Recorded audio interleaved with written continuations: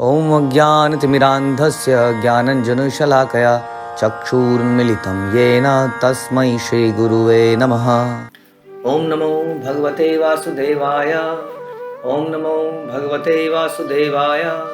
ॐ नमो भगवते वासुदेवाय। श्रीमद्भागवतम तीसरा कैंटो 7वां अध्याय 11वां श्लोक। चर्चा चल रही है मैत्रेय मुनि और नारद मुनि के बीच, विदुर जी के बीच में। तो विदुर जी ने कुछ प्रश्न पूछे हैं जिनके उत्तर मैत्रेय ऋषि ने देना शुरू ही किया है और 11वें श्लोक से वो बोलना शुरू करते हैं। फिर से आगे चलते हैं। यथा जले चंद्रमसः कंपादितस्त कृतो गुणः दृश्यते असन्नपि दृष्टरात्मनो अनात्मनो गुणः। जिस तरह जल में प्रतिबिंबित चंद्रमा जल के गुण से संबंध होने के कारण देखने वाले को हिलता हुआ प्रतीत होता है, उसी तरह पदार्थ से संबद्ध आत्मा पदार्थ के समान ही प्रतीत होता है। जब हम कभी चंद्रमा को पानी में देखते हैं तो पानी हल्की सी भी हवा से पानी में तरंगे पैदा हो जाती हैं, जरा जरा सी। उससे हमारी जो आकृति है वो थोड़ी हिलती डुलती सी दिखती है, जबकि चंद्रमा एकदम स्थिर है अपनी जगह पर, लेकिन हमें वो हिलता हुआ दिखता है। हाँ, तो इस प्रकार से बता रहे हैं कि आत्मा जब पदार्थ के साथ आती है तो हमें पदार्थ के जैसी लगती है, जो कि नश्वर है ना। इसलिए हम डरते हैं कि हमारी मृत्यु हो जाएगी, हम मर जाएंगे, क्या होगा। हम मृत्यु से कितना डरते हैं। हाँ, वास्तव में मृत्यु शरीर की होती है। और इससे भी एक और स्टेटमेंट बोलें कि मृत्यु जैसी तो कोई चीज़ ही नहीं है, क्योंकि शरीर तो हमेशा से ही मृत होता है। हाँ, शरीर तो हमेशा से ही डेड होता है। हाँ, ये तो आत्मा के कारण उसमें अंदर परिवर्तन आते हैं। पदार्थ को कोई कह सकता है पदार्थ में, जैसे कि हम कई बार दो केमिकल को मिला देते हैं और उसमें कुछ रिएक्शन होता है, तो आप ये कहेंगे कि केमिकल के अंदर जान आ गई तो उसमें पटाखा हुआ। नहीं, वो तो एक आत्मा ने उन दोनों को मिक्स किया, मिक्स करने से उसमें रिएक्शन हुआ। लेकिन वो केमिकल पहले भी डेड थे, अब भी डेड है।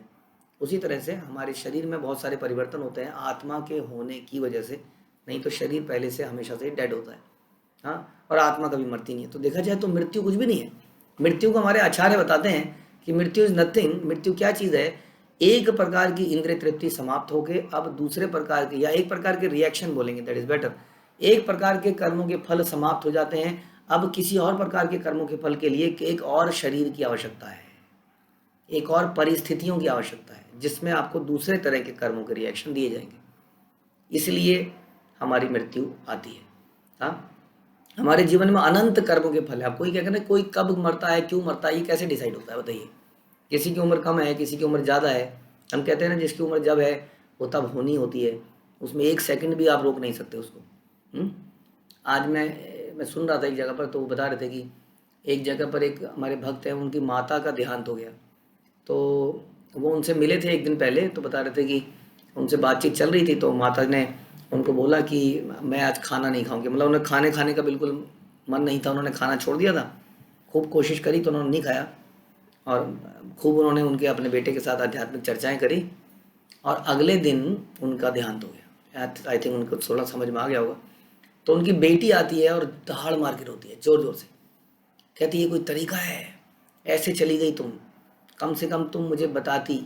मैं 2 दिनों से कोई कहीं वो जाने की तैयारी कर रहे थे, तो उसमें लगी रही वो कि अपनी माँ को वहाँ लेके जाऊँगी, और वो 2 दिन बिल्कुल बात नहीं कर पाई अपनी माँ से, और माँ चली गई। उन्होंने कहा मैं 2 दिनों से टोटली इसी काम में लगी रही, तुम्हें ले जाने के चक्कर में, तुम एकदम से चली गई, कम से कम बताना चाहिए था, ये तो बड़ी बुरी बात है। जोर जोर से रो रही है और अंदर से उसकी वेदना हो रही है। तो हाँ, उसको फिर समझाया गया कि this is how it is. आप कितनी भी तैयारी कर लीजिए, आप इसको 1 सेकंड के लिए भी नहीं रोक सकते। तो इस प्रकार से ये जो नेचर है इसका, ये जो शरीर आत्मा, हम ये कहना चाह रहे थे आपको कि मृत्यु क्या है। तो मृत्यु यही है, किसी का मृत्यु जल्दी और किसी मृत्यु देर क्यों होती है, 1 सेकंड भी देर क्यों नहीं हो सकती है, क्योंकि हमारे कर्मों के अनुसार कुछ रिएक्शन डिसाइड होते हैं। अब वो रिएक्शंस को ग्रुप किया जाता है कि इस व्यक्ति को ये वाले रिएक्शन दिए जाएंगे इस शरीर में। अब ये डिफरेंट तरीके रिएक्शन है, माना कुछ और बुरा होना है, या कुछ और अच्छा होना है, या कुछ और तरीके का होना है। अब इसके लिए तो इसको ऐसा शरीर मिलना चाहिए। माना आपकी पिटाई होनी चाहिए, 1 साल तक आपको मुक्के पड़े ज़बरदस्त तरीके से। अब 1 साल तक मुक्के पड़ने के लिए आपको मुक्के सहन करने का शरीर देना पड़ेगा ना। माना इसके लिए आपको बनाया जाए क्या, सर्कस का शेर, जहाँ आपको हंटर पड़े, कोई हाथी, जहाँ निरंतर पिटाई हुए, ऐसा ही शरीर बनेगा। मेरा कहने का मतलब है जैसा आपको रिएक्शन मिलना होगा उसके अनुरूप आपको शरीर मिलेगा, और वो शरीर, वो रिएक्शन समाप्त होगा तो एक डिफरेंट तरीके का शरीर मिलेगा। दिस इज ऑल डेथ, जिसको हम डिफाइन कर सकते हैं। लेकिन पदार्थ के साथ मिल जाने के कारण ऐसा प्रतीत होता है कि आत्मा या हमारा अंत हो गया, हमारी मृत्यु हो गई। हमें ऐसा, जैसे कि जल के अंदर चंद्रमा को देखने से लगता है कि चंद्रमा हिल रहा है, डुल रहा है, उसी तरह आत्मा परमात्मा एकदम स्थिर हैं, वो जन्म मृत्यु से परे हैं, लेकिन प्रकृति के साथ उनका एसोसिएशन होने से हमें ऐसा प्रतीत होता है। हाँ, क्या होता है हमारे साथ, जैसे हम कहते हैं पवर्ग प फ भ म, प फ भ भ भ म, जो हम कहते हैं, जिसको हमारे संत लोग डिफाइन करते हैं कि जैसे ही आत्मा इस शरीर से संपर्क बना लेता है तो ये 5 चीज़ें हमारे साथ होती हैं। प क्या होता है, प से हम परिश्रम करते हैं, कठोर परिश्रम करते हैं संसार में सर्वाइवल के लिए, अच्छा बनने के लिए, अच्छा जेंटलमैन बनने के लिए, समाज में एक पोजीशन बनाने के लिए, और उस पोजीशन को मेंटेन करने के लिए हम बड़ा परिश्रम करते हैं। इतना परिश्रम करते हैं कि हमारे मुंह से झाग निकल आता है ना। कई बार घोड़ों को देखा आपने, घोड़े और ये लोग खूब भागते हैं तो उनके मुंह से झाग सा निकलने लगता है, यानी कि वो थक जाते हैं। हाँ, इसको कहते हैं फेन, परिश्रम प, फ मीन्स फेन, झाग निकलती है। ब, बंधन क्रिएट होता है, कर्म करने से कर्म का बंधन क्रिएट होता है, रिएक्शन मिलता है। और फिर भ, फिर भय लगता है, भयानक भय। हाँ, ये संसार में इतना परिश्रम करके जो पाया होता है उसको खो जाने का भय हमेशा बना रहता है, और अंत में जिस चीज़ का भय होता है वो हमारे सामने आ जाती है, वो है म। तो प फ भ ब भ म, इससे हम पूरे जीवन को डिफाइन करते हैं संत लोग। तो जैसी आत्मा शरीर में आती है ये पवर्ग जो है लग जाता है, और हम इसी में चक्कर में फंसे रहते हैं और हमेशा भयभीत रहते हैं। किसके लिए? जो अल्टीमेटली होता ही है। कितना भी भय कर ले, कितनी भी उसके लिए प्लानिंग कर ले, फिर भी वो भयानक मृत्यु हमारे सामने आई थी। सवै निवृत्ति धर्मेण वासुदेव अनुकंपया भगवत भक्ति योगेन तिरोधत्ते शनै इह। किंतु आत्मा पहचान की उस भ्रांति को वासुदेव भगवान वासुदेव की कृपा से, विरक्त भाव से, भगवान की भक्तिमय सेवा की विधि से के माध्यम से धीरे धीरे कम किया जाता है। अब ये जो पवर्ग है इसको कैसे खत्म किया जा सकता है? ये प फ भ भ म को कैसे खत्म कर सकते हैं? आत्म पहचान की उस भ्रांति को भगवान वासुदेव की कृपा से, विरक्त भाव से, भगवान की भक्तिमय सेवा की विधि के माध्यम से धीरे धीरे कम किया जा सकता है। बहुत सारी बातें बताई हैं इसमें। सबसे पहले तो आत्म पहचान। हाँ, ये जो पवर्ग है, ये जो हमने हिलते हुए चंद्रमा को देखा, इसका कारण है हम उसको सही नहीं पहचान रहे, है ना। जैसे कि हमने एक बार कहानी बताई थी आपको कि एक बार क्या हुआ कि कुछ लोग आए, उन्होंने जल में आम देखे। अब जब उसने जल में देखे, उसको लगा कि जल के अंदर एक आम का पेड़ है, वो कूद मारी, उसने नीचे को कूद मारी, दूर तक चला गया, कहीं आम नहीं मिला। कुछ समझ नहीं आया।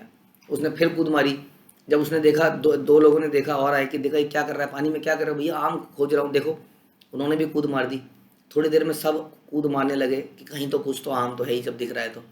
हाँ, थोड़ी देर में एक आदमी ने 100 कूद मार दी थी, तो उसने एक किताब लिख दी, how to find mango in the lake. वो किताब बेस्ट बुक सेलर हो गई। हाँ, संसार में सब लोग किताब खरीदने लगे और डुबकी मारने लगे। आम किसी को नहीं मिला अब तक। हाँ, इसी तरह से इस संसार में नॉवल लिखे जाते हैं और संसार में लोग पढ़ते हैं, लेकिन तभी एक साधु आता है, क्या मूर्खों, आम वहाँ नीचे नहीं है, वहाँ ऊपर देखो, पेड़ पे लगा हुआ है आम, या गलत जगह ढूंढ रहे हो। तो टोटल प्रॉब्लम क्या है? गलत जगह पर गलत चीज़ को ढूंढना, हमारी पहचान की प्रॉब्लम, कि हम वास्तव में शरीर हैं, आत्मा हैं, कहाँ को बिलोंग करते हैं, कहाँ है वास्तविक फल। तो ये आत्म पहचान की जो भ्रांति है, ये दूर होती है वासुदेव की कृपा से, भगवान की कृपा से ही दूर हो सकती है, और कोई कारण है। भगवान कृपा करने के लिए रेडी है। कभी ये मत सोचिए कि भगवान की हमारे पर कृपा नहीं है। कई लोग कहते हैं हमारे पास भगवान की कृपा ही नहीं है, तभी तो हम भक्ति नहीं कर पा रहे। शायद अभी चाहते ही नहीं है भगवान हम यहाँ पर जाएं, हम वहाँ पर जाएं, हम ये करें। वास्तव में हमारे प्रयास की कमी होती है।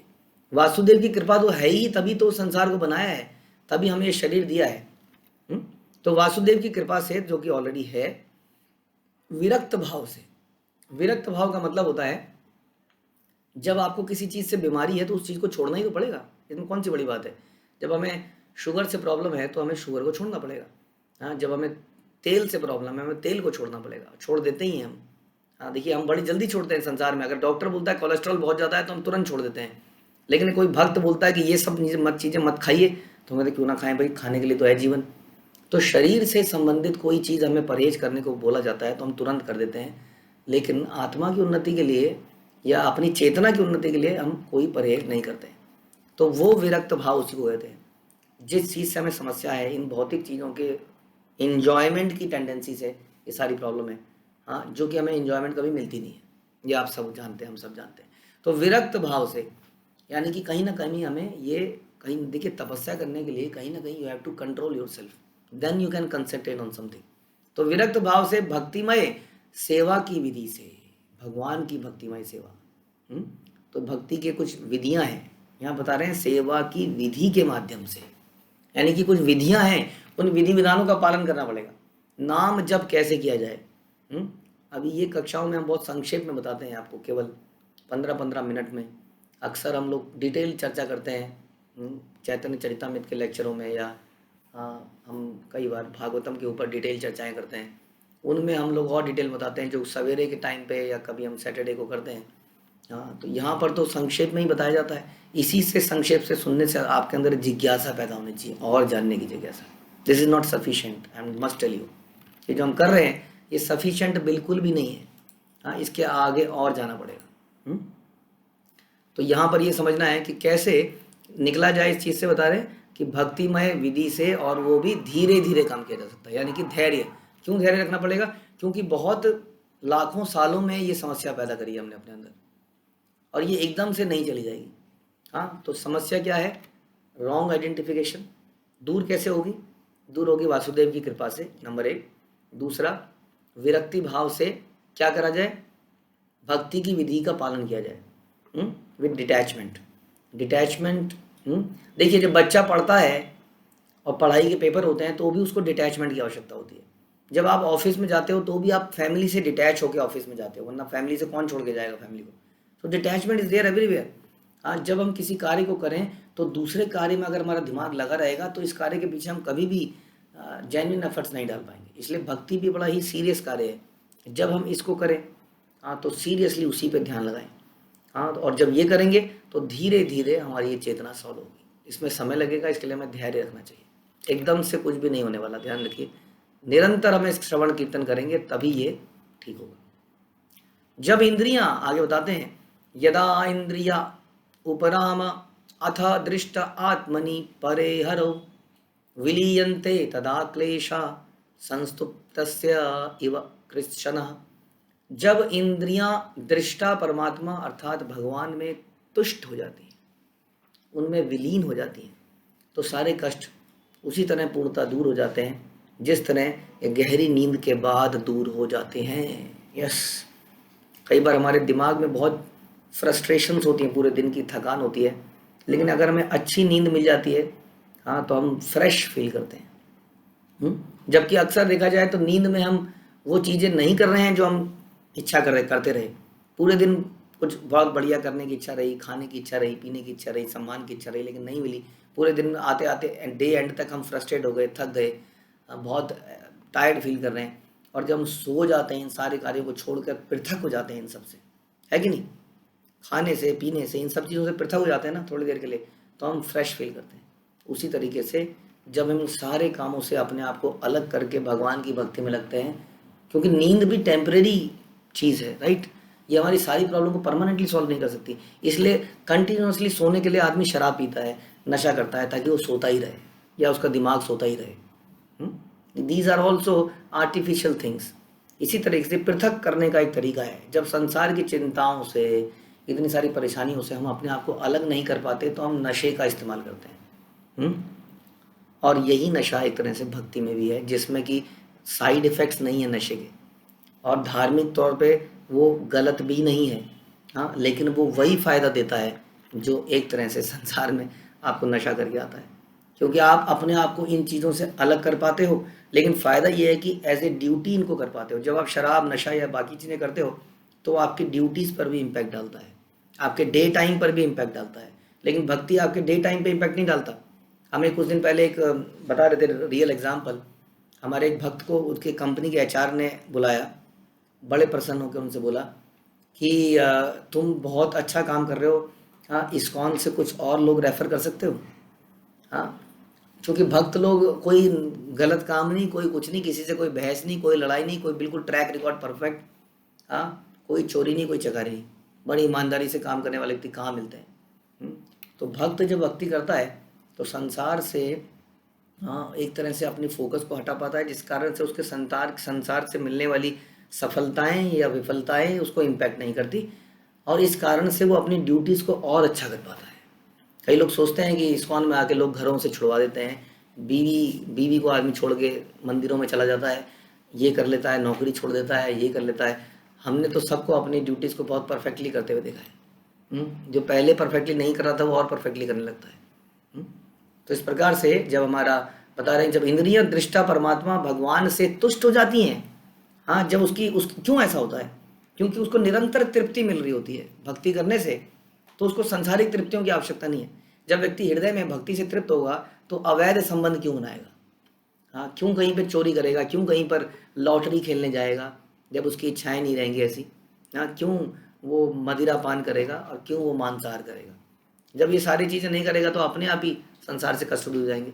हाँ, तो जब हृदय में उसकी ये जो लालसाएं हैं ये भगवान की भक्ति करने से तुष्ट हो जाती है तो सारे कष्ट उसी तरह से दूर हो जाते हैं जैसे गहरी नींद के बाद दूर हो जाते हैं। लेकिन इस टाइम ये परमानेंटली दूर हो जाते हैं। ऐसा नहीं है कि नींद से जगह सवेरे ओ कॉल आ गई, आता हूँ सर, पेस्ट करते हुए सर बुला रहे, क्या कर रहा है, रिपोर्ट नहीं भेजी है, ये नहीं भेजा है।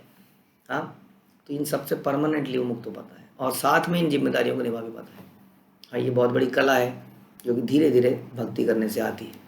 हरे कृष्णा। श्रील प्रभुपाद की जय। ग्रंथराज श्रीमद् भागवतम की जय।